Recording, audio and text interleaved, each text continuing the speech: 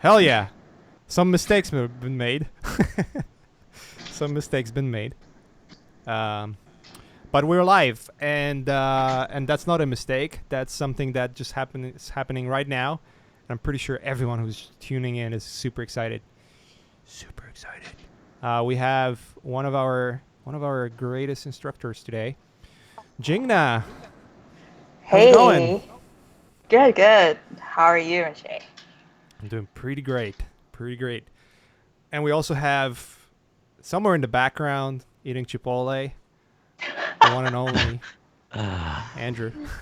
Yeah, I'm I just Andrew found out the here. other day about Andrew and Chipotle. Wow. Andrew Day Chipotle guy. Yeah. I had no idea all this time. Gina, how you doing? How's everything going at your end? I'm good. I'm good. Busy year since the course was put up last year. Um, yeah, just I started a page here in this year and just started launching prints recently, and still doing my commercial work stuff. So Cool. and flying around here and there. Flying a lot? I try not to do too much, but I spend like a few weeks in Japan every now and then, and I'm thinking about moving actually. To Japan? Kind of like at least live like half Damn. time. Damn. Wow. That's Yeah, cool. yeah. I really, really do love Japan, and it's just hard to be like away for very long. Never been there. Never Oh been in no, Japan. really? Yeah, never been to Tokyo or any of those places. That's So crazy. It's the it You should have is. best. gone when you guys worked on like Ghost in the Shell. Yeah, they did a shooting in Hong Kong, and Yeah. but then the rest of the film, I think it was Wellington for sure. I don't know if Yeah. they had any other shooting locations, but they were in Wellington for the most of the time. They did a couple of Mhm. weeks, I think, a couple of weeks. I can't remember exactly how much in Hong Kong. Yeah. Uh, but usually, you know how it is with those things. They take like the core crew. They're gonna have production Yeah. designer, all the art directors, and the director, Mm. maybe a few more They travel people. for the That's it. research and stuff too. Yeah, they do Yeah. research. Yeah, Hmm. they travel places. Yeah. But that's about it. Yeah, Hmm. moving to So Japan, huh? Japan.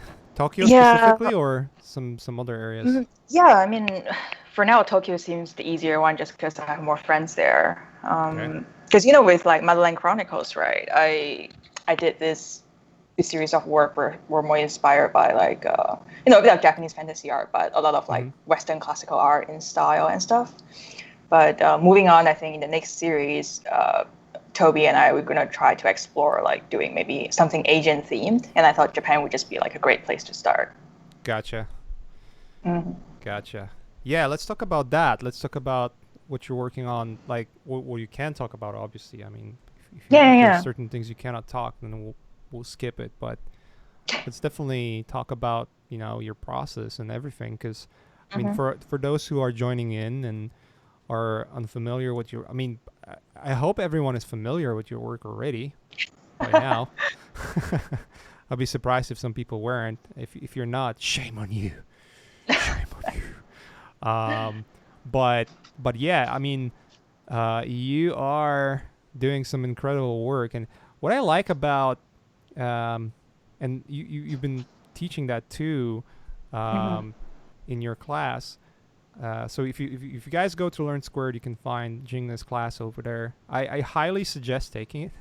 I took it as Aw. apprentice, and I'm not bullshitting anyone. It helped a lot in terms of like Wow. not specifically in my photography career or anything like that because I don't have any. But I mean, you remember when I was your apprentice, right? So Yeah. I was taking your class and doing the photo shoot. You remember like I was Mhm. doing like all this like, oh, I'm gonna do photo shoot of this and that. I mean, I didn't end up doing any of this. Um, but I'll tell you what happened is everything, like the whole photo shoot experience, preparation, like how you manage it, how you prepare for Mhm. it, what steps you have to do in order to make a successful photo shoot. Mhm. And by the way, for some of you guys, if you go and Learn Squared, you can see homework that's been done for the photo shoot as well, and With it's John in. Sweeney. John Sweeney was Yeah, your model. Yeah, John I have, Sweeney was my model, by the way. Yeah, that's funny. Our new instructor was and my model and for Andrew that too. course. Yeah, I was the photo assist. Oh yeah, me. I was your model too. Yeah, um, use that on my but Tinder. yes. Oh boy. How many DMs you're getting because of me then? Too many, Yeah. dude. Too many. Too many sexy ass photos, dude. Um, but yeah, like one of the things, Jingna, one of the things that I've learned, and that really helped me, and I think propelled my production work was understanding photography and how camera Mhm, and how everything like in terms of setting up a scene and setting up a photo shoot works, because mhm, it's like an indirect knowledge or a pool of mhm. Yeah. knowledge that you use for your regular work, which was incredibly valuable for me specifically. For instance, like I in Photoshop, like Photoshop, in my work, professional work, I work a lot Mhm. with 3D, and I do a lot Yeah. of renders. Yeah. And I work with V-Ray specifically, and V-Ray has like very close to realistic setup in terms of like how you set up cameras, how you set up Mhm. settings of the camera, how you work with the Right. scene to set up lighting and all of that stuff. And anytime I'm placing lights now, it's not like this Mhm. random idea of like I'm gonna place the light here and there, Mhm. or it's gonna be like roughly this size. I always Mhm. think like I start thinking like, okay, this is gonna be like light like this. It's gonna probably use a modifier. Like I'm starting to think in the way We're as a gonna think of it more photographer. realistically, right? Like Yeah, how you're yeah. experiencing life. So like a Yeah. beauty dish, or you know, like regular, like when you set up strobes, right? And you Yeah. have different ones. You have the Magnum, you have a beauty dish, you have like a softbox, you have all of Yeah. those things.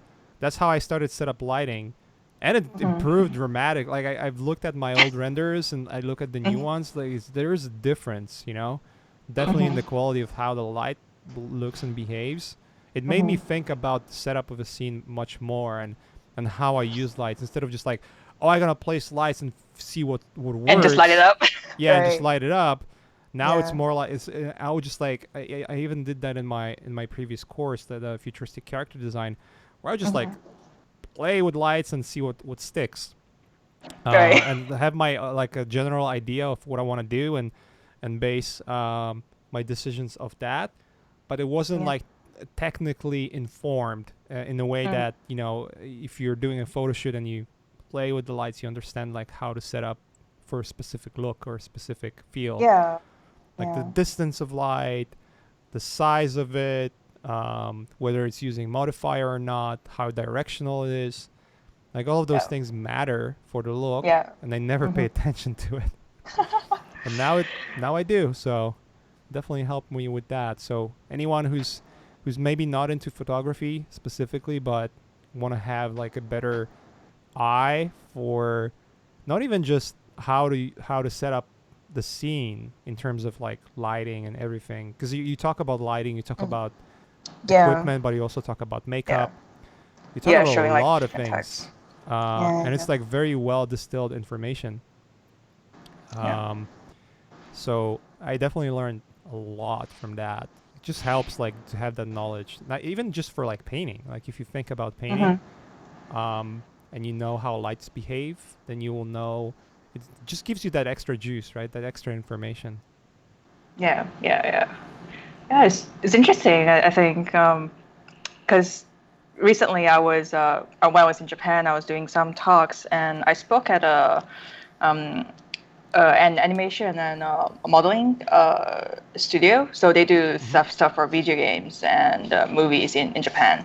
Right. And I'm just talking to this bunch of modelers, and I'm trying to talk to the person who invited me and be like, yeah, I don't know what's like super applicable and stuff. He's like, oh, like discuss your lighting and things. And um, I think through that process and through the process with you, I kind of realized how like in just different kind of industries, like the way we deal with images are like so different. And sometimes we think something that's very natural to us actually are not so obvious to others. Right. Like with your course, I learned a lot more, I feel like, about seeing differently in terms of composition or, working Hmm. with like environment, just because with my own restrictions, like I am just always focused on the person. But, Right. it like super brightens my breadth of work when I start considering these other elements. It was very fun. Yeah. Yeah, it definitely sort of like broadens up your experience and understanding of like different industries. And once you do that, then it kind of gives you a different angle on your personal work. I feel like the Yeah. experiences we have in life, whether they Yeah. are directly related to what we do for professional or personal work or not, they Hmm. do um, they do change our perspective on how we approach things for sure. Yeah. Um, Yeah. yeah, I've noticed that that's like one of those things where it definitely, when you talk with artists and you talk with Hmm. painters, they'll tell you like knowing photography helps, Yeah. because like you just it helps with composition too because you start to Hmm. learn what's like what it takes to actually get the good shot and Yeah. how to hunt for the good shot. Right. And was Um, realistic from like an angle and frame too, right? yeah, and one of the big differences too is the moment you make a photo and Mm. you look at how the photo looks versus how the scenery was looking like, you Yeah. understand like what's the limitation of the hardware. Like you're not gonna Mm. get the look you want to have, or you're not gonna get like a super accurate representation of what the environment is Yeah. unless you dabble with the Hmm. lighting, and you take like a really professional approach to how you make the photos. I mean, the Yeah. best the best way to see that is take your phone and go and do a sunset photo with the person in front Hmm. of the sun. It's not going to look anywhere near to what it looks in the reality, right? You're going to Yeah. need to Yeah. use that Sure. still lights and reflectors and all of that stuff that Yeah. professional photographers Yeah. do. Yeah. But yeah, it's just like gives you that extra valuable perspective. And when it comes to film, for instance, understanding that like that's how film work, and Hmm. when you see film frames and you see how it's lit, and then you Hmm. understand, okay, now I get it. Like this is how you set up everything, and this is why Yeah. it looks that way. So I found that Yeah. valuable. Um, Yeah. so what I really enjoy about your work specifically, it looks very painterly. Like it Yeah. almost Thank you. like approaches that realm of painting, which is Mm. very rare. Like you're not just like, oh, I'm gonna take a photo of some street or a portrait and of a person or a celebrity, and that's it. You actually like take it to another level. I'm just curious, Mhm. um, like how's your brain operating to do that? I You know what I think mean? I think for me it comes a lot from, say, influences or references I'm looking at, right? And obviously it really helps to just kind of discuss our own work with artist friends. Yeah. And for me it's just kind of depending on the mood, right? Whatever I feel like I'm sort of in the mood for and I really want to experiment and try this, and I kind of just start it and then I keep sort of refining it in a way. So like when The I mood first for and I started really want with to the Motherland Chronicles personal series, I did a lot of very plain shots in the beginning, Mm-hmm. just kind of trying to figure my way out. And then I started doing like, slowly I started trying to add fantasy elements and things. Then trying to do like Yoshitaka Amano inspired portraits and things and stuff. So it's like a slow process over time. I think that kind of evolved. And as you build it on, more and more things and layer up elements and components into the shots, right? Right. Eventually, I think you just kind of find something that kind of works. And of course, like towards the end of that project was when I did a Learn Squared course with you guys, and I think that was kind of a really good summary and almost like endpoint for just showcasing what's the end result of this exploration and coming through doing that. Yeah, mm, definitely a lot of research, I think. Hmm. What is your inspirations? Like the actual like your favorite. Like, do you have favorite artists? You have favorite painters? Like, what Yeah, do you look up to the most? um, obviously I love Yoshitaka Amano a lot. He did Final Fantasy and well, so much more than that too. It's very, Of very course. like I don't know. It's just so beautiful. I can't. Yeah. Um, Yeah, very it's influenced by. very interesting because it's like it when you look at it, like it doesn't feel. It I doesn't mean, feel like it should be hard.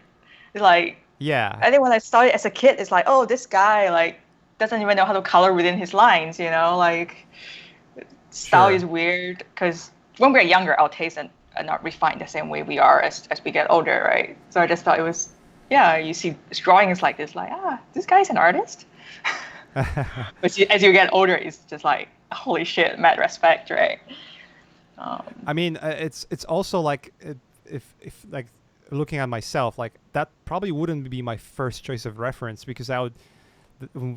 I think this is sort of like an interesting topic to touch upon, which is like Mm-hmm. where you find your references and you Yeah, look for references outside of the photography realm. Like it's not you're not yeah, I do. specifically focusing on realism of the photo, but Mm-hmm. rather on the like the design and Yeah, the feel and maybe the emotion and storytelling of what you see rather than yeah. oh like look at Caravaggio or Rembrandt and you see this like you already have a recipe for lighting and feel, right? Mm-hmm. Mm-hmm. Mm-hmm. Even though when I look at your photos they kind of feel like you know sort of like the master painter kind of work, like some of the photos you've made, they're just Mm-hmm. incredible. I know there's like, I mean, it's pretty obvious you do some touch ups in Photoshop Yeah, for color yeah. corrections and you know Mm-hmm. cleanups, and that's I mean that's a standard in the industry. And Yeah. someone doesn't know that, then you should probably get more educated. um, but yeah, it's yeah, like looking at that stuff, it feels like a portrait. Like if you would just add a canvas uh, texture to it, it would be like a painting. Like Mm. honestly, it would feel like a painting, but it's your choices of the scenery and how you build up for that scenery, what kind of materials you use for model, how you make the Yeah. makeup, how you dress it, how you set up lighting, how you model the lighting, like all of that stuff, Mm. um, like shines through your work because it feels like portrait, like Mm. the you know like actual painting from the masters. Like I'm just Yeah. Thank you. it's you know I don't see that many. I mean, you have very distinguished style in my opinion, and I don't see that many photographers do that stuff. I don't know Thank you. if you know any personally that do similar work to yours. I haven't seen any. Um, I don't think specifically like this. I know there are people who do things that look like paintings, but I think everyone sort of have like a distinct way of doing Right. their own lighting and like styling or their colors. And I think mine is distinct in my own way, for Yeah. sure. So you find Yeah. references in artwork. That's really cool. Yeah, yeah. I think for me, like photography started. Well, I started doing photography because I was in fashion school, right? And Mm-hmm. I was documenting my own work. So like I was making these like really simple dresses and stuff, and you just had to present it for assignment. And I think through doing that, I kind of started to enjoy creating the final image more than just designing a dress or a collection. So at that time, I didn't really know much about hair or makeup or styling. So you really find ways to try to fill up the image, whether be it by styling or movement or um, trying to find interesting locations and things like that. Right. Yeah, so it started off being a bit that way. And, because I loved like anime when I was younger and I loved, I really, really loved John William Waterhouse, the pre-Raphaelites. It's just the images are so beautiful and poetic, right? And I don't know, I just thought I would love to be able to create something like that myself. So I think it's always been kind of influenced by those two influences the most. And Mm-hmm. it's kind of like what I do is sort of a marriage between the two, I would say, for what I try to go for. Right. Yeah, like that. Yeah. It's very very unique, and it's I guess it's because I kind of want to dabble a little bit into that industry, and because you know it very well. I'm pretty sure you know some other photographers and you know how your industry works. Obviously, I'm just Yeah. curious because like you have your own approach. You have like almost like a fresh, new sort of way of approaching it. Um, when I look at the because when you browse photography, when you search for it, if it's a portraiture or landscape, whatever that is, 99.9% is it looks the same, all of it. Like even like if I look at the even like the best known photographers out there, like even just the guys and girls that do photo shoots of celebrities, right? Like there's always a recipe that don't get me wrong, all of them are Yeah. amazing photos. Like I probably would not be able to set up things the way they're setting it up, Yeah. but at the end of the day, they all look the same to me. You know what I mean? It's like I get it. You're gonna have different lighting for the portrait for president or I don't know some Yeah. celebrity or whatever. But when you look at that kind of work, when you look at the photos of presidents or like portraiture, your regular portraiture, even if it's like an Uber's photography celebrity doing it, to Yeah. me it looks like when I look at it, I don't know who that guy is. Like if you show me like 3 different photos from 3 different super uber professional photographers, I would not be able to tell you who's who. Who did which Even if I knew, like for instance, even if I knew their body of work, I would still be in most cases I would be confused because they're Yeah, all that sort of like can following very happen. Yeah. yeah. It's like it's nothing distinguishing them from one another, and that's what I mean. Your work kind of stands out in its own way. I I wonder. think. Yeah, go ahead. Yeah, I'm thinking. I guess it's a little bit, almost a little bit like Hollywood movies, because there is a standard recipe to it. What kind Right. of VFX and action scenes you do, and LM and all these bigger studios all work on it together, and you sort of churn out the same kind of product that the public demands and the studios want to be showing. Right. So I think it's similar to like most pictures you see in like Vogue covers or Harper's Bazaar or because this demographic and these audiences, they're kind of expecting a certain look.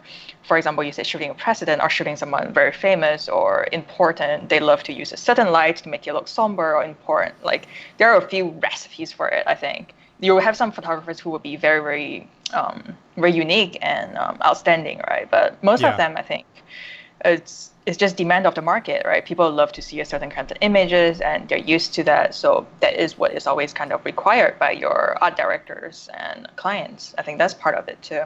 You're Transformers of photography. Basically, that's what it is. Mr. They Mr. make good Concept money, Art of right? Concept Art. Did you know I was in like I did a small cameo in the video. Yeah. Yeah, I think that's I mean that's true. Yeah. And someone And Kalina mentioned on the chat that yeah, it's like sounds like a concept art of nowadays, and I agree 100%.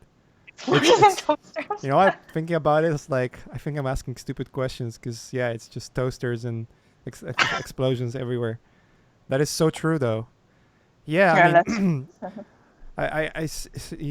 I'm trying to get like my own perspective broadened and talk to as many people from different industries sort of to understand what's going on and yeah. how mindsets of people work and why I think it's very apparent like if you go into gaming industry, do you play games, right? You play games, A little you used bit, to yeah, play, yeah. you Friends used, in games, yeah. you used to be like a champion in freaking StarCraft, weren't you? No. Or I something. was pretty crappy, but I owned the team and we had pretty good players. Oh, okay. Got it. So, Got it. Yeah, because I heard like you were a pro in the whole my StarCraft. players, not me. At least dabbled in it. But when you look into like the gaming industry or like Yeah. gamers, like not gaming industry but gamers specifically, it's for me it's like really interesting once you immerse yourself into like different gaming places, especially like even just Twitch, right? Like if you go on Yeah. Twitch channels and you watch someone playing game, but then you look at chat what people talk about, or if you go into the game itself and talk to people and see what they are talking about, what kind of perspectives they have, right? Yeah. Or let's say if you play like cooperative games, I don't know if it's like a CS or even, you know, League of Legends or World of Warcraft, any of those games where, let's say you have an experience that you need some players together and you know, you join Discord and Ventrilo or whatever, and you talk to people. It's very interesting to see what kind of perspective they have, especially from the artist angle, like what they're reacting to, what they find really interesting and like pleasing eye. And it is like, really? You like Sometimes that? it's very different. What? This looks cool to you? This like this garbage thing that looks like a Christmas tree. You feel like you think like, oh, that looks really cool. Like, really? Yeah, and this thing I spent so long modeling, making perfect for you. It just like it's never been mentioned by anybody. No one even thinks about it, right? I wonder if it's just us artists being completely disconnected. Like maybe that's what we should do. Like just make garbage-looking stuff. I don't know. It's so crazy. It's very, very interesting what the audience wants and sees and likes. You know, like I do my poster pictures too, the commercial stuff, right? Right. And obviously, us, like when we see ourselves as artists and we have our own body of like personal work, we have a very different point of view, right? About like, of course, we enjoy our commercial work too. You know, that's like, but we see them very differently. But then we would definitely like have a bit more love for our personal things, like a special spot, right?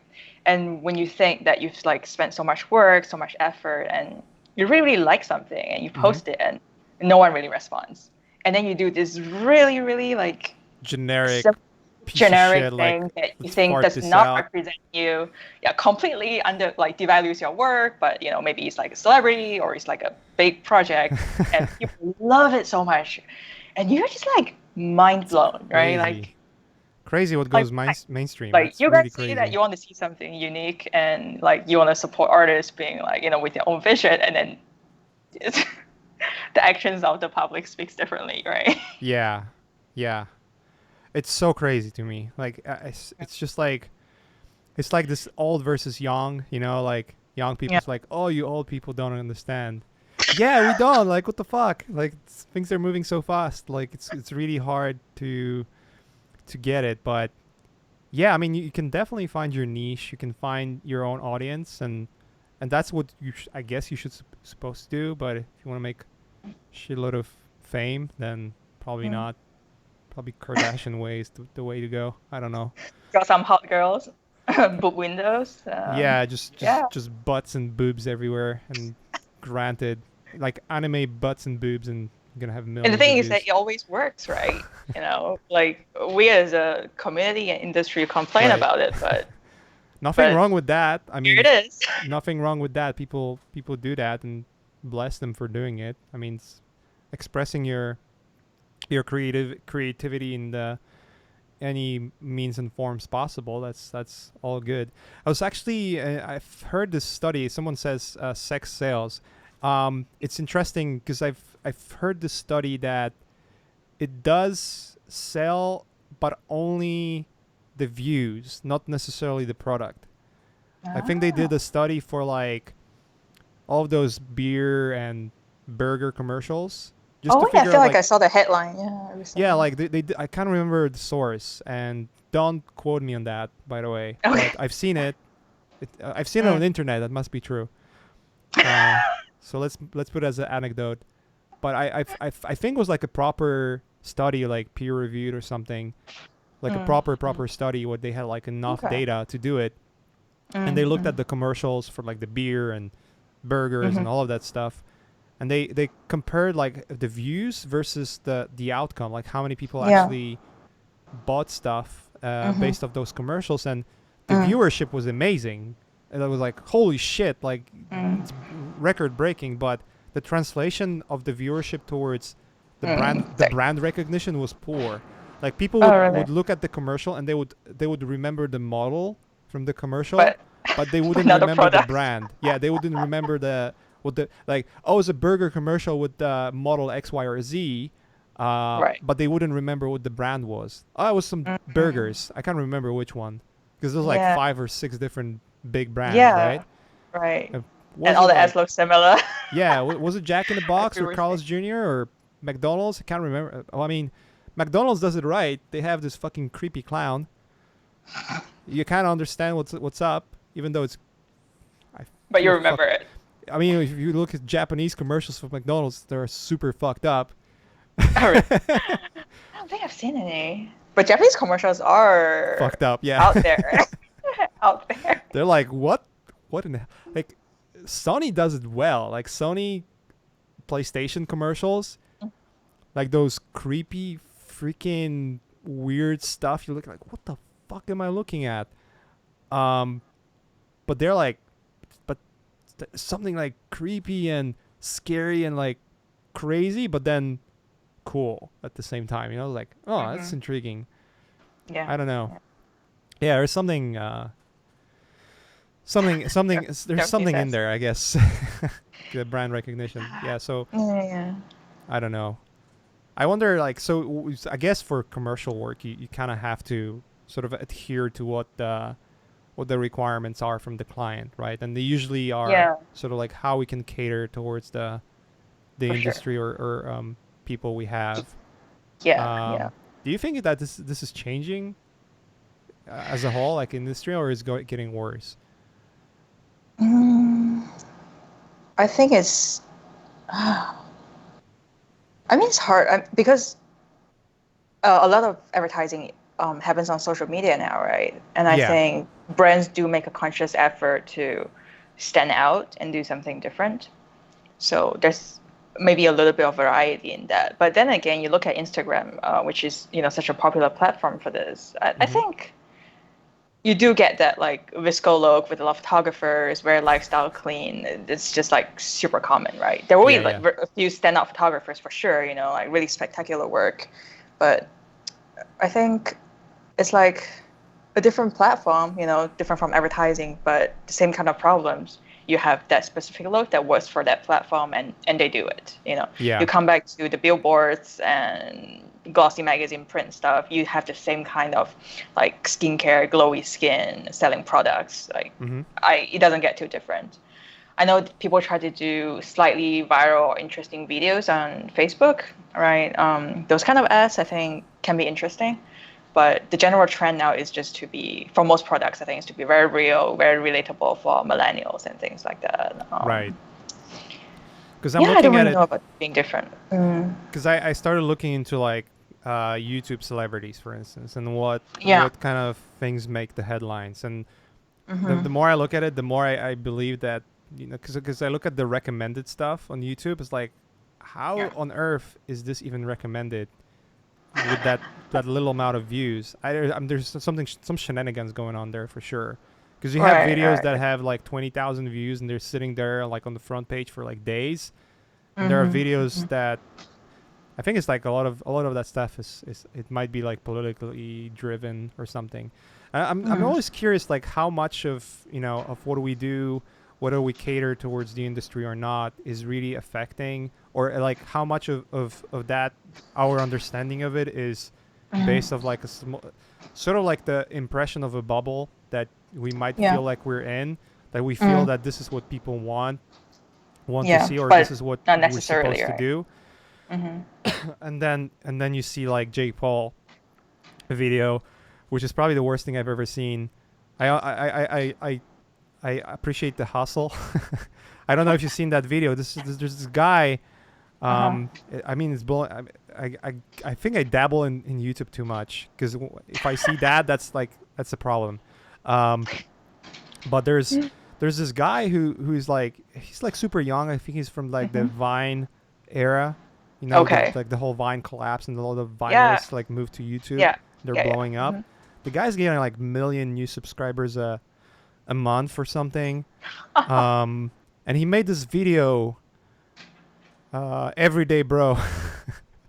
It's so bad. Like 5 years ago, you make that video and people Mhm. ridiculous. Like it's like this is ridiculous. This is Mhm. like you should stop. 5 years ago, everyone's like, you should stop. Like this is not good. Mhm. But you watch it now, it's like, wow, like this is getting gazillions of views. And then you Mhm. also look at the audience, like usually kids under 12. Like that's Yeah. interesting. Oh, Like okay. see Yeah. where the audience is shifting towards. But then you have like again, it's not really art related, but you have it like PewDiePie. PewDiePie is the biggest YouTuber, right? He has, I think he Right. has the biggest audience of everyone of all time. Like he has Mhm. more people following his work, body of work than The Rock, just to give you a perspective, right? So he's by Unbelievable. far, Yeah. I think, one of the biggest celebrities out there. He's bigger than your Mm. Beyonce. I mean, maybe not Beyonce or Kanye West, but he has one of the biggest Pretty audience, big. like Yeah. 55 million subscribers, Mm. millions of people watching his videos. He's like, Yeah. if if news sites are picking up on you to try to get Mhm. views of you, that mean you've Yeah. made it, right?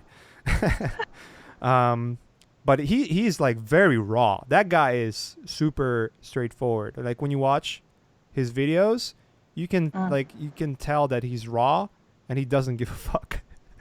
He just Mhm. does what he wants to do, and he's very genuine about what he does. And he has a very Right. intricate sense of humor too. Um, Mhm.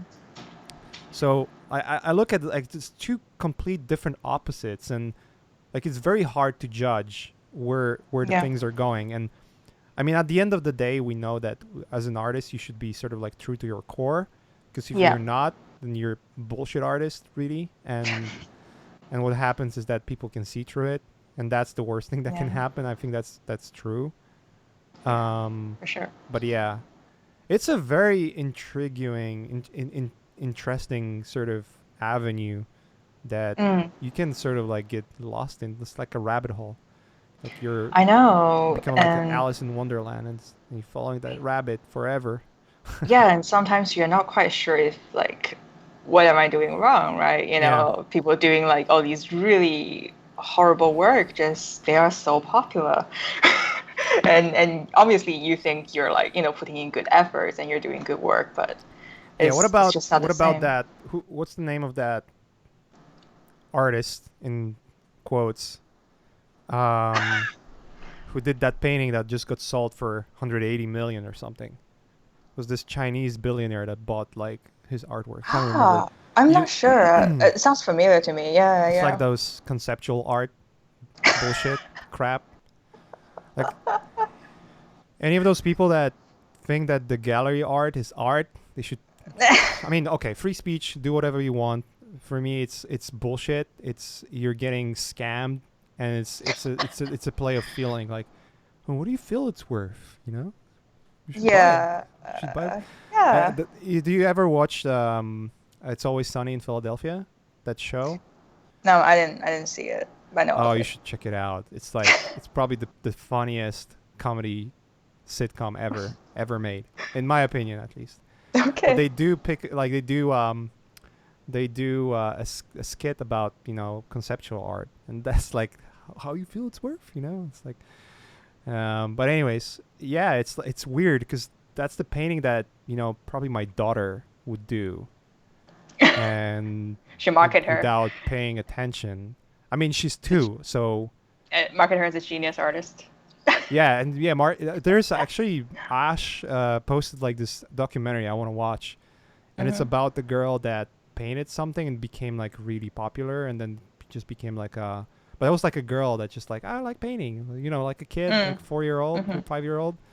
Yeah. I want to watch it because it's sort of like about this whole industry too, Mm. and it's kind Yeah. of kind of crazy. Talks about people's feelings. I think Yeah. that's it. Like the feelings trump pretty much anything else, right? Yeah. For sure. Huh. And who you know, right? Yeah. Oh, Because of that course. helps sell Depending on it. the industry. Yeah. I mean, pretty much in Yeah. any industry, knowing people helps. But yeah, we kind of went like completely off rails in terms of the topic. I guess it's all my I fault here. know. It's like artist scribes, like just we can't Yeah, it's help. just When like once we start, we where just the go. where the hell is this conversation going? Um, Crazy. Yeah. All right. So coming back to what were the original topic. which was inspiration. Yeah.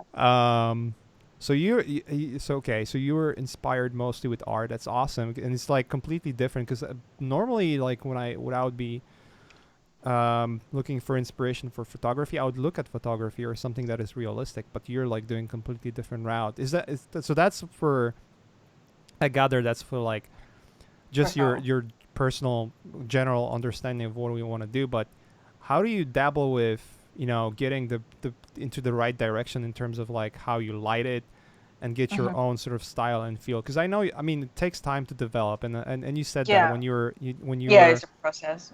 when you were starting in the fashion school, you were you were doing stuff that you were inspired by, but that's like completely different to what you do now, almost like if you look at your collections, and you're working on the new collection now too, right? Yeah. So you did the Motherland, and you're working on the new one. How was the Motherland process for you? Like in terms of like what was your inspiration? Like whatever was your inspiration or experience? Like what was the process for making a project like that? So Motherland kind of started as like a kind of one piece of work, like inspired by those like a painting a day or a painting a week kind of thing. So I was trying to do one piece of new work every week, just because you work in a professional industry for a while. Eventually, you're just like saying yes to commercial jobs all the time, and you're not doing personal work, right? Yeah. And that was I started this after I moved to New York because it's like it's a new start. I'm in a new city, and I was thinking like. So I went to an interview at this very prestigious photography center, photography school. And the program lead looked at my work and they said, oh, your personal work is not super different from your commercial work. So basically back then I still had all these like slightly older personal stuff, right? And it's maybe closer to like more, I think you can see a bit of my early style, right? It's still there, but definitely very different from what I do with the Motherland project. So when he said that, I think it kind of always like stuck at the back of my mind. And I thought like, as artists, we try very hard to reconcile the differences, like, what we desire to do with personal work and what commercial jobs demand of us, right? And you want to sell that with personal work, you can do things that could be commercially viable. But you also want to show through when you take a commercial job that, look at me, I'm more artistic than like just doing, I don't know, hot girls and toasters, right? so yeah, so that should be the name of the stream. so yeah, it comes to a point where the two kind of styles, they do become slightly similar, maybe not too different. So I mean, this is some of my earlier stuff. It's just like kind of more generic commercial. Like I try to be more cinematic or play around with things or bringing the movement stuff, but you have more clarity in the lighting. It is commercial work is commercial work. Right. Yeah. So that stuck at the back of my mind, and I guess I kept feeling like I want to prove that I can do something different, even if I'm like never gonna go back there for another interview. So I started thinking I'm going to photograph like, I just throw an egg on the sidewalk and take a photo that's like different enough, from a regular work, right? And it's just always stuck with me. So after moving to New York, I decided to start this like one piece a week kind of thing. And I really started going all out to try to do like things just with completely different elements from my usual work. Because knowing that, I knew I always loved like fantasy stuff or slightly, maybe like things that could be a little bit gothic or whatever. I just brought it over. Like I didn't care that it definitely looked more fantasy than in the past when I tried to do like, this was my first piece that was a bit inspired by Yoshitaka Amano. But, the only thing I adapted was maybe like slightly in the styling and the hair and the makeup. The lighting is like still quite commercial and things like that. So with this, I'm just like, to heck with like over photoshopping it or like changing the lighting a little bit in post-production to remove some shadows or flatten the image. Just really, really push and see how much I can go to try to look for that difference, right? So try to love like different things and elements. putting it together. And I also went on location to do underwater. So try to put out a piece of new work each week. And I try to go through different references. So for things like that, underwater, like maybe my first time, I'm just like trying to get a good shot, and that was really it. But Right. moving on, it's like with my friend Alodia, experimenting with different type of, props, hate dress, just to see where it can go. And is it okay to show nudity on stream? Yeah, we can make it explicit or blur it out or something. I don't know. It might be Okay, a problem. I have censored version. Yeah, let's use censored. It might be So, a Twitch for- thing. I think Yeah. Twitch bans from nudity, so we should avoid that actually. Yeah, so for example, with this, I first saw like the max when I was in Venice, and then coming up with the concept of doing this kind of like clay like texture skin to go along. Just really pushing it and not caring that, oh, I will never see this in an advertisement. Just not thinking about that, I think helped a lot. Just pushing to like doing personal things. Yeah. I think that's like a very, very big roadblock for a lot of artists. Like you're always thinking like, oh, I'm sinking my time into this and I want to make sure I can use it in my portfolio. And everyone is trying to do something that can get them hired, right? But at the end of the day, like when everyone's sort of doing the same thing, then what really sets you apart? You're just part of the machine, Yeah, you just So, become the sort of like the blur or the background noise yeah. for So those who so I stand really out. Yeah. Yeah, so I really try to push it and start just exploring these themes that's like buy things like I bought circlets. I try to rent props, clothes, and sometimes I bought stuff online and just try to create slightly more fantasy world that Yeah. I know my fashion demographic is like never gonna care about this, but in the end that's what like sort of sets you apart. Right. Do you build those dresses, by the way, or you rent them? It's a question. I rent some. Some crazy stuff you can I find, right? Yeah, I did a lot of nudes as well. Like for this one, we just had a girl wear like this is just purely flower petals. We put it on her with honey. Just just glue it with honey and like make sure she doesn't move for a long time. Yeah, and simple things like that. I want to pee. No. Here's a bucket. Yeah. For those who are like listening, by the way, I mean, the whole process of preparing, you explain in the class pretty well. So anyone who knows, like, how do I get my photo shoot and find location and do this and that? You don't go into super detail, like, do you have to call your agent, like, where? But you do, like, give a proper preparation process, and I was able to follow it and able to do it by myself without having zero experience. So definitely something to pick up. Yeah. You went all out, man, like above and beyond what I tried. And I have this character, like I have this, like this is my character. Like when I get interested with something, I get in like to everything that I start, I get like 0 to 100. Like, oh, it has to be the best thing in the world, best lighting, best camera, best this location, freaking models, like everything. And then I realized, I don't think I have money for that. So I'm bummed out. No, I think it's pretty great to be ambitious about pictures. Damn, I should stop drinking coffee before the stream. It's affecting the way I speak. But yeah, it's like it's really well explained. It's like sometimes I was looking through the videos, like, yeah, it's just common sense, I'm looking at this. Yeah, it's common sense. Why do I looking at it? And then doing a photo shoot, like, oh yeah, that makes sense. That I actually remember doing that, because things that are so common sense, oftentimes you forget about them. So a good reminder and sort of like a checklist of what you need to do. So. Yeah, on the set, you just have so much going on. Like unless you have like crazy good memory and multitasking skills, it's almost impossible. I mean, that's why we have like producers on set and like first to third assistants, things like that, right? you only have so much mental bandwidth to like focus on creating the right pictures. And when I'm looking through the viewfinder, I'm checking like, oh, the hair looks right, and like she's tilted a certain specific way, and that I want all these things like that.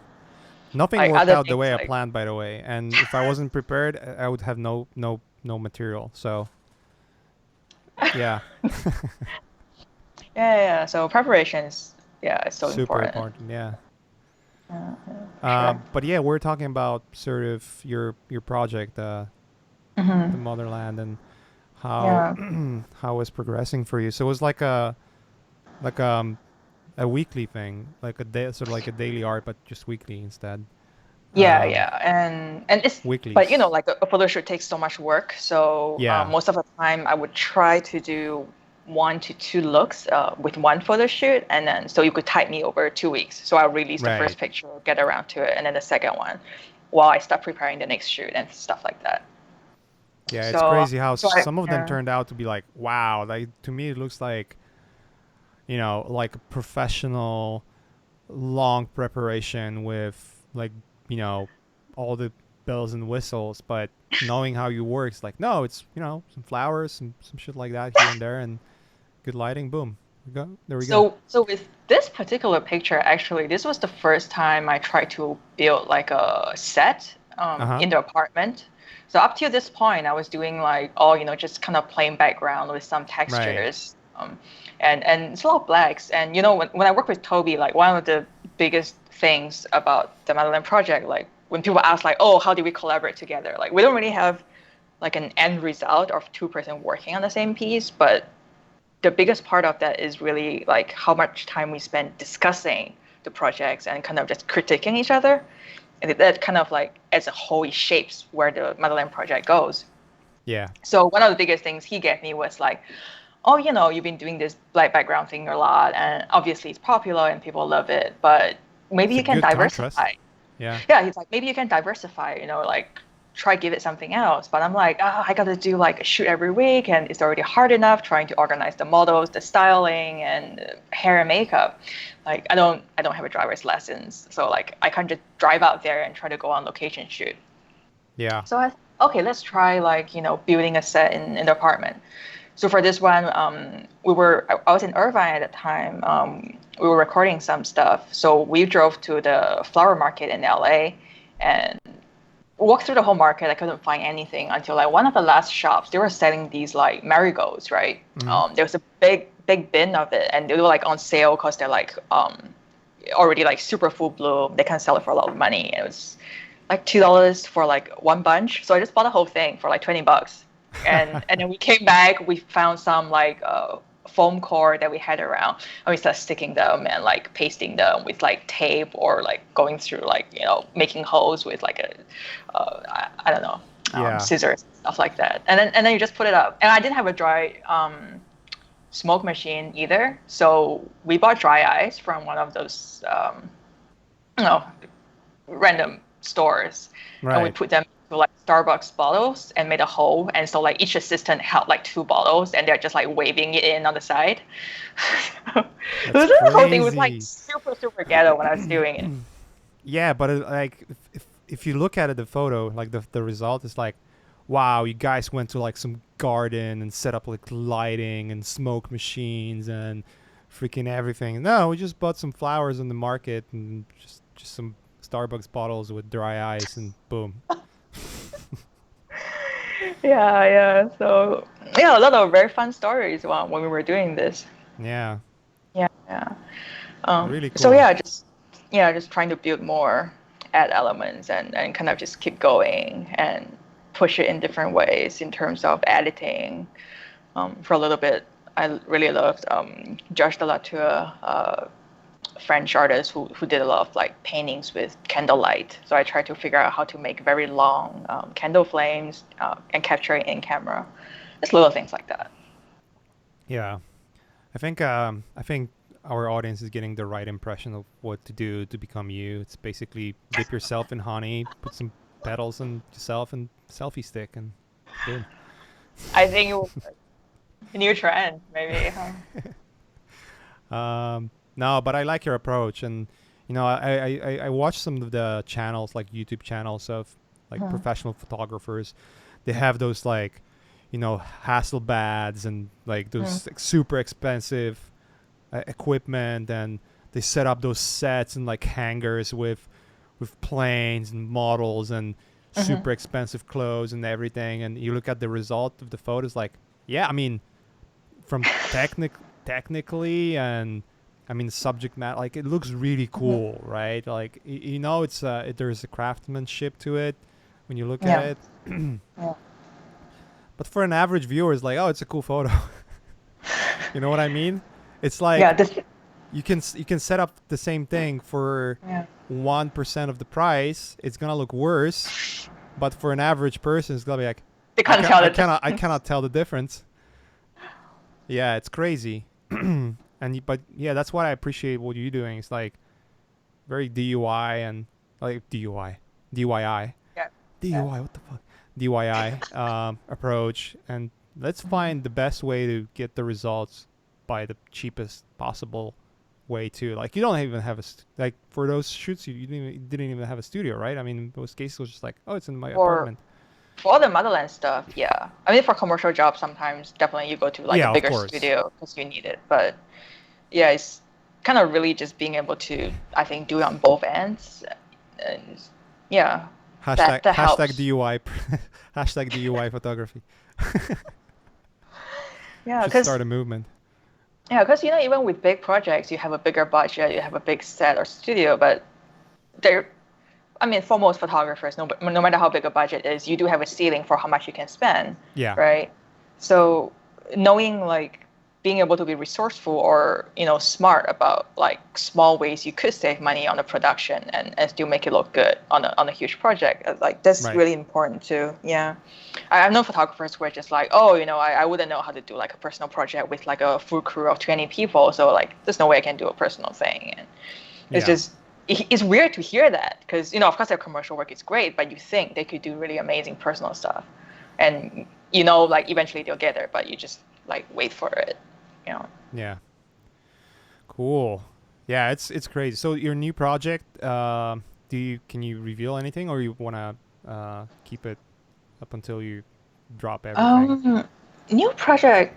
Mostly, I'm kind of exploring with the idea of doing something Asian themed. Do I have? Let me see if I have anything. Uh, well,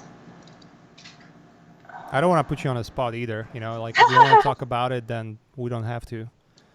Let me ask my yeah. producer, Andrew. What do you think? What should she show it? No, I mean, should we, or like, what is the protocol? Not give a fuck or give a fuck?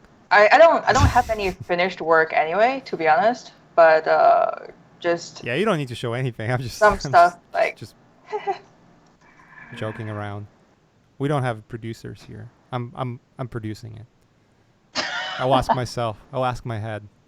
What is my head thinking about that right now? Fuck it. Let's do whatever we want. yeah. So just like very old traditional Chinese stuff, honestly.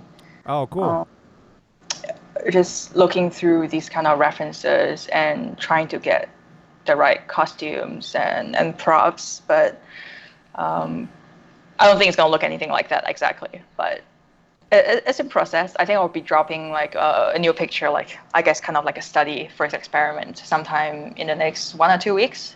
Cool. Um, so yeah, look forward to that.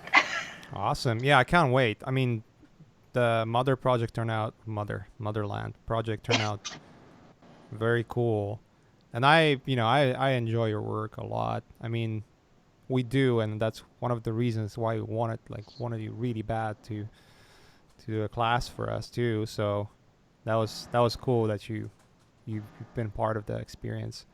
Yeah, I Um, really enjoyed it. yeah, it was fun. I mean, turned out to be awesome, and I mean, Yeah. anyone who missed out, you should freaking do yourself a favor and check it out. I think we just posted some of the trailers for. I can't believe we didn't have any trailers on YouTube for all of our classes. So if you go on the YouTube channel for Learn Squared, you'll find all the trailers for all of the classes. So you can sort of like have a peek into what those classes are about. And also, yeah, go ahead and check out some of the homework. Your students did some of your students did like, oh my God. Oh yeah, like there was some pretty crazy stuff. Like this guy, obviously also some Yoshitaka Amano references here, which I think for like first attempt, this was like really very crazy good. Yeah, there's been some crazy good work there. Saw these ones, which I thought were like very, very strong and interesting. Yeah. So yeah, I think it was very interesting to see where people take it. This was like a mood board coming from one of the mentorship students, and I was like, like really getting there and trying to flesh out their thoughts and stuff. Watching the process was definitely interesting, unexpected for. Yeah. Yeah, it's one of the like really cool experiences of having students where you just look at their work and what they do and how they approach things, and sometimes it's like, wow, they're like really going through the whole process the way they're asked to do. Sometimes it's also like you get, wow, like I haven't thought about approaching it that way myself, so I've learned something there too. And there's obviously, there's a large spectrum of how people approach stuff, but you can get wowed by some of the students for sure. Yeah. There's this one which was like just so different from what I expected, right? Because I was definitely very impressed with this. It has like its own, texture to it and fabric. Yeah, and it's and it's so thoughtful, like trying to. And this guy is not like a professional photographer, right? He's just taking this course to try to learn how to go through this whole process. I know. I was like, holy shit, you guys. It's the approach, right? And the way, like, how well you approach the whole process. Like, do you take it seriously or lightly? If you take the process seriously, you'll come up with some really good results. But if you just like, just hash it through, yeah, it's gonna look like the effort you put into it. That's the result of it, Yeah. The recipe is there, I think. So, I mean, looking at some of your student work and knowing the experience for myself as well. And it's, by the way, it's a very approachable course, even though it's 8 lessons. It is sort of like one of those things where you don't have to kill yourself to do it, which I really appreciated, knowing like how much I work personally. But it definitely, I mean, even if you're not into photography, it definitely like personally helped me on another level of getting into getting to use that knowledge and have like completely different perspective on the things that I do on a daily basis. So it was one of those things. Andrew, do we have any questions? Do we have any fan questions? Yeah, you have a couple. Yeah, let's go through them, and because we've been talking for an hour now. Time is Yeah, flying. some of them got answered just like from people in the chat and also through you guys just talking. You guys are so helpful. Yeah. So what was or would be your dream location to shoot at? If you could visit a specific point in time, which would you like to visit and why? A specific point in time? Or place? I think anytime in, like, I don't know, the height or golden age of like a period of art, like I'm sure it will be like incredibly amazing. Like, go back to, I don't know, Renaissance Baroque period in Europe, or go to China during like Tang Dynasty. I mean, there's like, the list will be so long, you would not. But you have like, I would do it if I was in like this bubble that nobody can see me and and interact with me, because if they did, I would either be killed or it would be something wrong with Probably, the yeah, experience. killed so quickly. Or like get some diseases and shit, people dying from not cleaning the sure teeth. that wasn't part of the intended answer. I know. Just giving it fresh, mature perspective on it. Yeah. Yeah. I like the Egypt, for instance, right? The Egypt, the way it's presented on paintings and the way it's Yeah. presented in like when you see those columns and you see the pyramids, they look completely different to what they used to look like. Like the columns and everything was painted in bright colors and looked completely Right. That would be so amazing. way Yeah. different. Like I think like even when you look at Jerome's paintings, he does like a lot of Arabic, Egypt, Favorite. yeah, all of those areas. But those are Yeah. like what 15th, 16th century. I can't remember exactly when he was painting. That was already like way. That's already an Asian culture for even for Renaissance or Baroque or whatever. Yeah. Damn, I'm so informed about painters and their timelines. Genius. As You're an such a artist, Jay. genius. Fucking just So inspiring. just fucking spilling out some bullshit from my mouth and making it sound like I'm intelligent. But what I'm trying to say is like yeah. I mean, if you would, I think I saw like a depiction of how ancient Rome actually looked like, and how ancient Egypt like. It's like, what the fuck are those colors? Right. Like Christmas nothing trees like. everywhere.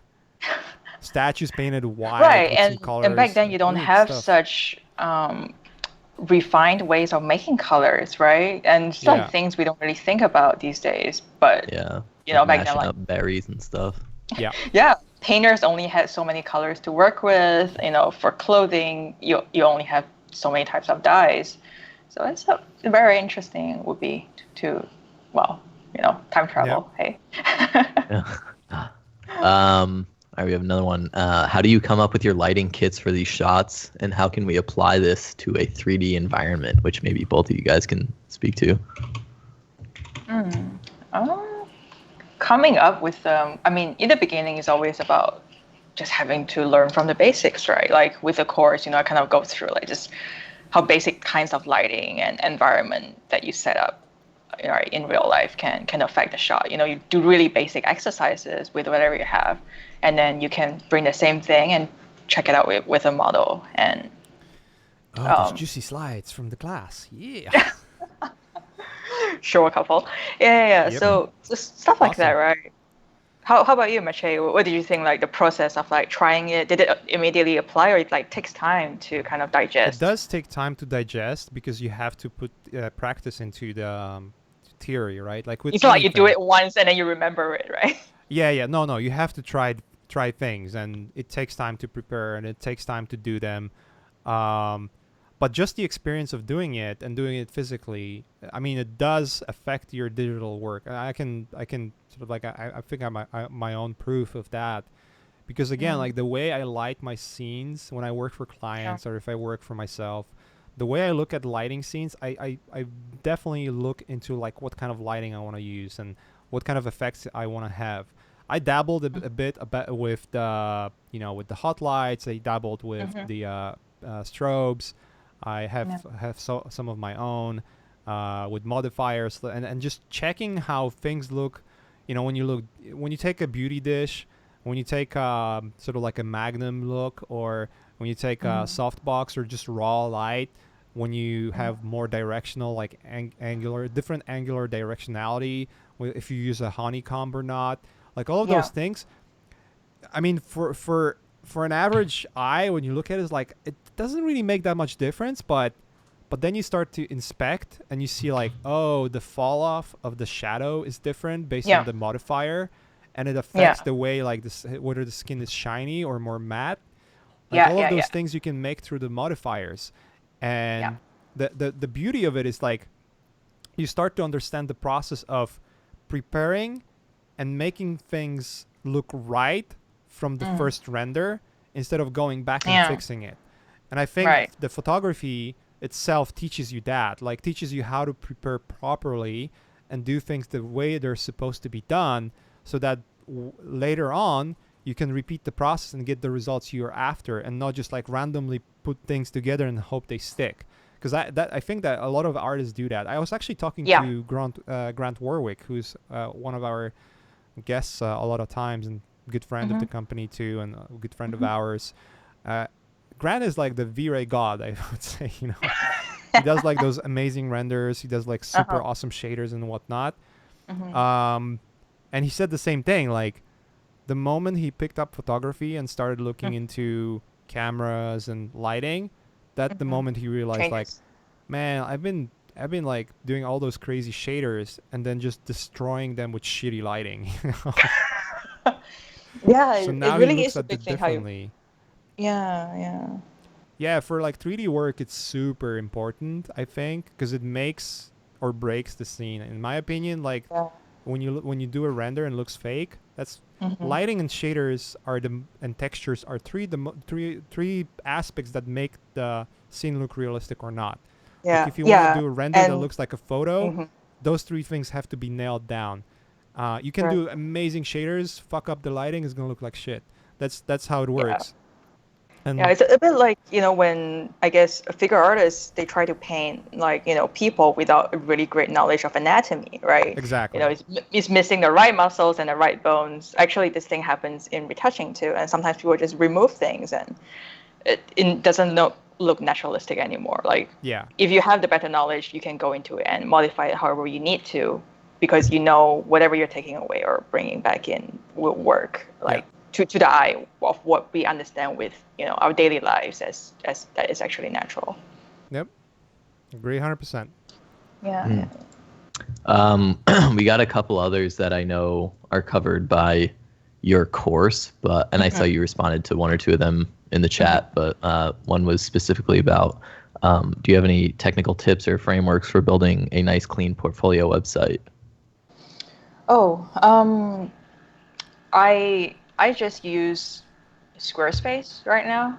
I think there are a bunch of different kind of websites out there that let you do like what you see is what you get kind of layout, and Right. you can design your portfolio however you want. How many times I we need to guess mention what Squarespace for them to reach out and say like, oh, you're getting traffic from. hey, actually, you guys should hook up. I think they do. I wonder if they have some kind of I don't think they do it program. Yeah, anymore. yeah, they do. Uh, They definitely They do. do? Okay. Yeah. I feel like Ash's podcast used to. Yeah, it used to, but we don't anymore. Oh no, missing out. Yeah. Yeah. Squarespace So. is great. I use it myself. I'm not a web designer personally. I don't So have. easier. I don't have a will to. I used to have my sort of like websites that I used to do the HTML stuff even Oh my way back god. when. I think all of us tried back in the Yeah, day. it always turns out to be shit, um, unless you're an actual web designer. But now it's like, yeah, it's drag and drop and style it. Yeah. Like you have a template that works, and then you can change the fonts and whatnot. But it's so easy, so you don't have to Yeah. think about it. It's like a distraction that you're removing from your life, and you know you're gonna have a professionally looking stuff. What's Yeah, the other and side? it's Wix, right? Wix Yeah, is popular. Wix. Wix is one. Weebly, I guess. But Wix is probably the biggest aside from Squarespace. Yeah, Wix, for those Yeah. who don't know, actually purchased DeviantArt recently, I think. Yeah, they did. Yeah. That is crazy. So crazy. No idea what's gonna happen. I'm curious. It's probably gonna be a turning point for those guys. I don't know. I haven't heard anything yet, but probably takes a while for any pivots Yeah, or. you don't know. I mean, I've seen the news that they've been purchased. Yeah. But I don't know what exactly that means for the site. You know, it's still the biggest site. You know, Yeah. you have two options now. You do have your DeviantArt and you have ArtStation. Those are the two biggest options Yeah. currently. Yeah. A lot of artists use Instagram. Behance, but Behance is not as Yeah. big. It's way smaller. Oh, Yeah, I think obviously. Behance's interface is just like not set up in a way that's as intuitive or social, but it's not clean enough to actually be a portfolio Right. either. So it's just whatever. Yeah. They do some things Yeah. right, but yeah, it definitely is. It's a different platform. Yeah. Cool. Yeah, we have one last one. Could you share your techniques on retouching skin and specifically colors? Techniques. Well, I mean, it's kind of hard to cover in here, so go take my course. Yeah, so Do it. I do share some tips on my Patreon and stuff, and I have like a little shop thing for my Patreon archive if you guys want to check it out. Although I don't know what I keep on there. Yeah, post the link in the chat, like in the Twitch chat, so people can look it up. Yeah, The Patreon stuff. Yeah, go check it out. I mean, it's one of those topics that could be a separate stream. So. Yeah, it really is. Let me see. So. I'm maybe gonna elaborate this question because I saw a part of this question going on somewhere in the chat, which is how much of post production you do over it. And I know you discussed it a little bit in the class, but maybe just to give an idea how much of actual post production those photos do have, and what that would entail. So it really depends a lot on what I'm trying to achieve, right? Say things that's, for example, with the course, this one, my references, we went back a lot, referencing Renaissance paintings. So makeup is influenced by that a lot. But, I can't shave her brows to draw this. So, of course, we clean things like that, clean it up. And usually for these, I might just, Photoshop it and really push the look of the model. Right. Towards whatever reference. Like clone tool. Yeah. That kind of stuff. Yeah. Here and there. Yeah. Just to clean it up. And then you liquefy her face and try to almost like change her a bit, like kind of like painting, right? You paint in details or you warp stuff a bit and make it look as close to that as possible. With commercial work, say I shoot fashion or celebrities, obviously they have to look like how they actually look like season after season. So with these, it's just cleaning up this. Really though? I don't know. It depends on the person. I mean, if you see some celebrities in the person and then how they look in photo, I would beg to differ. I'll tell you they look completely different. I'm joking. I know you're not doing that kind of work. You're doing completely different work, but yeah, it's. but yeah, you anyway, just sorry for interrupting you. Try to present the best version of how they look, right? Clean up, blemishes or ugly shadows caused by your own lighting and stuff like that, and or like the hair not being done correctly or some like minor mistake that it's easier to fix in the. Because you want to sort of like you have the art direction for an image, right? Even specifically for commercial work, there's a specific look that the company would be going after.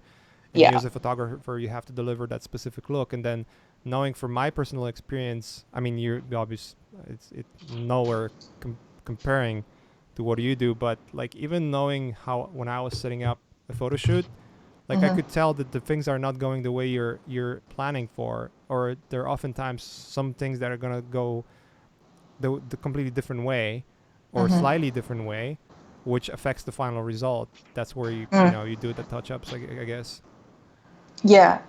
It's it really depends. Just because like we talked about this, like looking through the lens, like there is distortion, there is things that like what you see in real life and what you see through the camera and what you get after it's flattened into a full image. That's a bit different too. And sometimes you're trying to reconcile of like your original intention and visual of it, right? And you just do what you got to do. And this goes differently for everybody's work, right? If you're doing photojournalism, then don't fucking touch any of the pictures, right? And with celebrities, sometimes we think like, okay, we should stop at this point and not go any further. But turns out they want their expression line removed and look even younger. And like, oh, okay, I didn't want to offend them, But it's like very different. Like everybody has kind of, it really depends on the shoot. Yeah.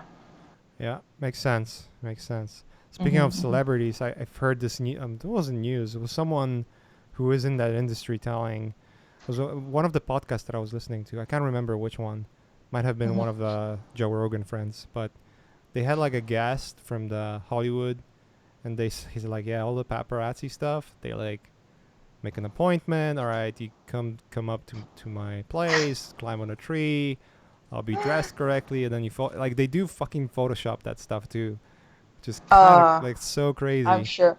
Yeah, because I was just thinking about. Look at that hidden photos that we took of Kim Kardashian's ass, and then they Photoshop that stuff. Oh my god. Yeah, because when you really think about it, there are like very high profile actors and actresses. Yeah. By the way, I don't really know the paparazzi business that well, but when you think about it, there are, and some of them are not in this like paparazzi spotlight at all.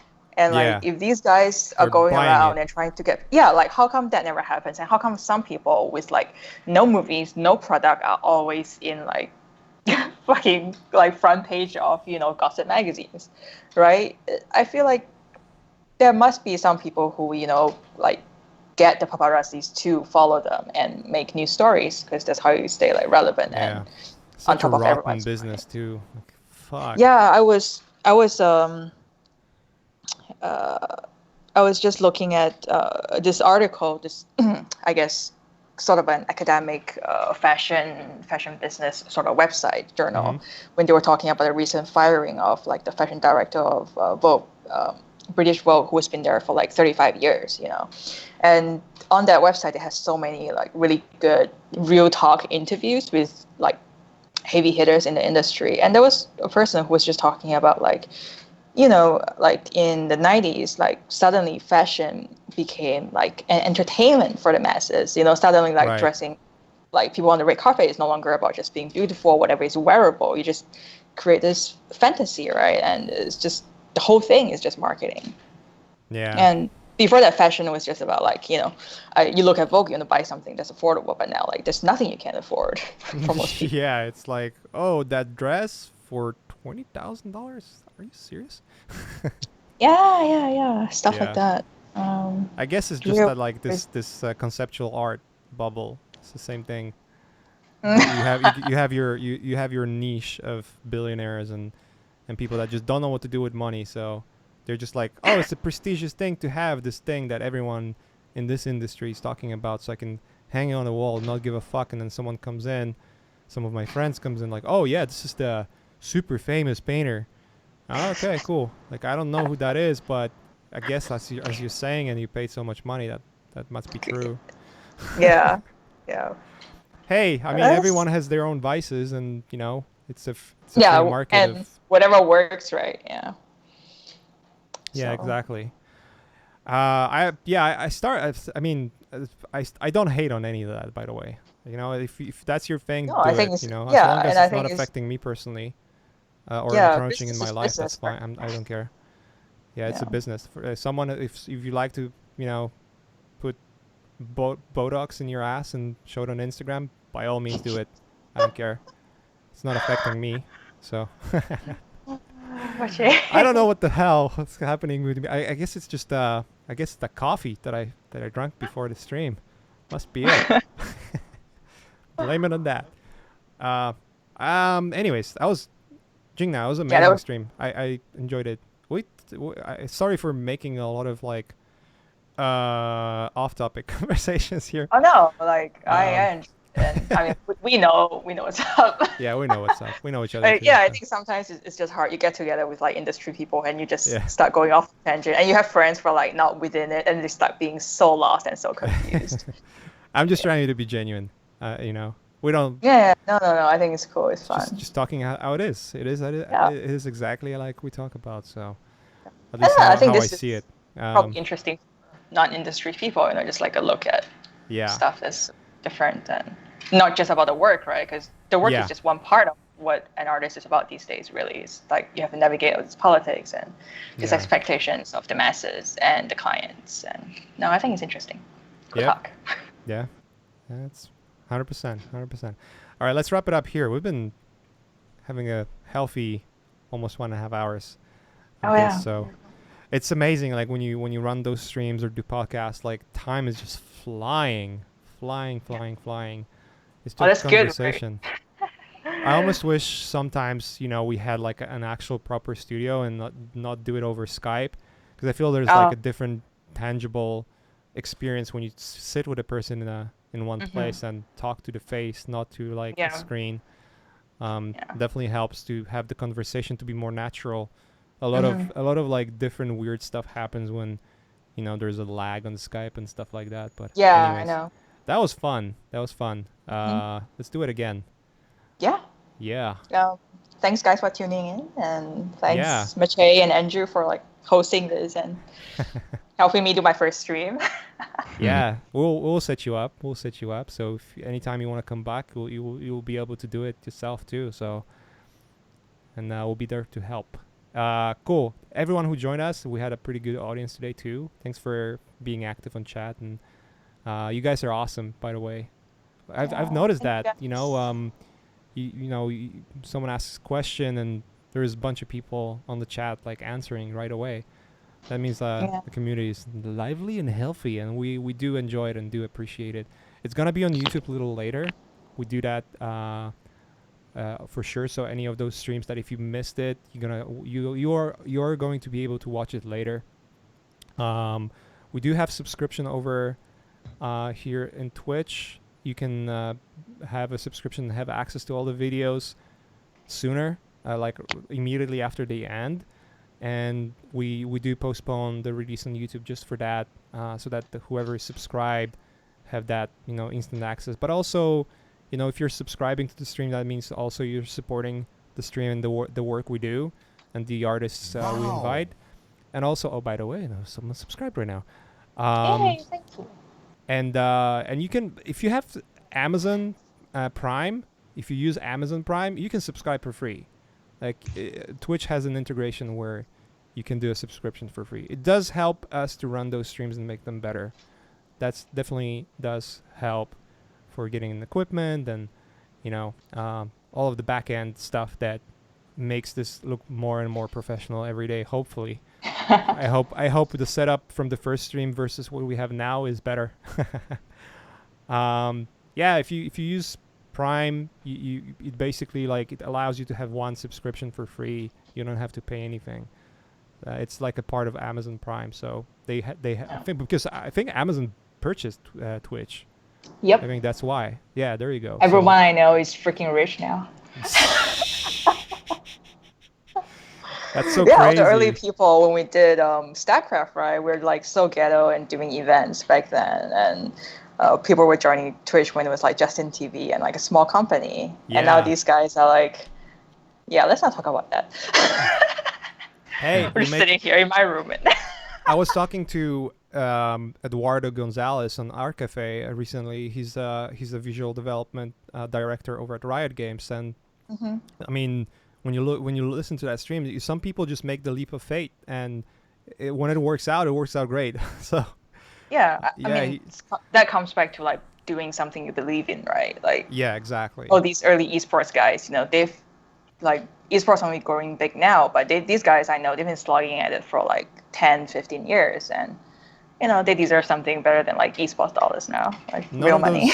And none of those do it for money. Like, trust me. Yeah, it's really true. Running a company, like one of the things that I've learned by being a part of Learn Squared and listening to like how the great businesses been created, all of them, and it's my own experience too. It's if you do it for money, you're gonna be exhausted very, very quickly, and you will stop. Like after a couple of failures, you'll be like, fuck that, because the money is not there for a long time, not there at all. So you have to be passionate. Like you wake up and like, oh, I want to do it, and then you do it, and the money is like a byproduct of it. You have to be passionate about what you do, and one of the reasons we started a school and have those amazing teachers like you, and be part of the Learn Squared family, is just because we believe that we want to have the best shit out there for people to learn. And it stems directly from the fact that both me, actually all of us, all of the founders of Learn Squared are self-taught, and we always struggle to find the right resources. So we want to deliver them. Cool. Yeah, and your course was great. I'm glad I took it. Yeah, thanks. Likewise. I mean, for reals. It did. I mean, yours. There's Jorge's course, and I mean, every course that I've taken significantly improved the. And I know it's a biased way to say, like, me as an owner, but it did help. I actually gonna have. I'm trying to set it up, and I think it's gonna work out. We're gonna have Mark Kent He was one of my very first professionals, very first mentorship students, Okay. and he's gonna have some interesting things to say about the course or how Cool. how it changed because he works at Blur now. Oh wow, nice. Yeah, Blur Studio. So it's like a little success story here. Yeah, that's cool. This is always that's always amazing to hear when like people who learned from you in the past do well. Yeah, it's one of the cool things to have as a teacher, like hearing that your student did X, Y, or Z, and Yeah. then like, wow, like that's awesome. Like I'm glad I've been a little part of it. Yeah. Very fulfilling. Yeah, very, very makes your day. Like it makes you super happy just for Yeah. someone like knowing that even by a small percentage you help that person to maybe steer that person in the right direction or said something or even the Yeah. whole course helped to develop that person. So if Yeah. that Yeah. happens, that's awesome. That's what you want to have as a teacher. Like that's the first Yeah. thing you feel as a Mhm. satisfaction. Anyways, going off rails again. Thanks for everyone who joined us again, and thanks Jingna for being with us. And I guess we'll see you on some more streams of your own. Yeah. Yeah. Thanks, Gonna be nice. guys. Gonna be sick. And All right, guys, take care. Have a good day and the rest of the week, and peace out. have a good day. Bye.